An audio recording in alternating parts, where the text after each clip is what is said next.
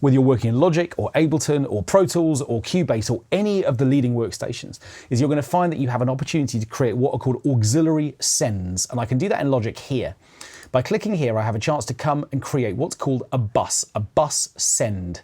And what happens when I do that, I'm going to choose bus 1, the first available bus to me, is that I then get a little control with its own little dial, which is controlling the amount that this sound is going to send to this new auxiliary bus, which has been created over here on the left-hand side.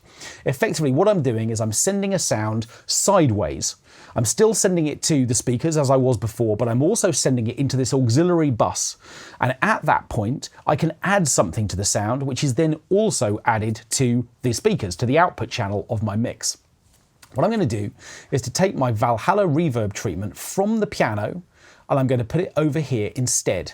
Now, what that basically means is my sound is now sending across to Valhalla Vintage Verb, and it should sound like it did when I just added that as an insert.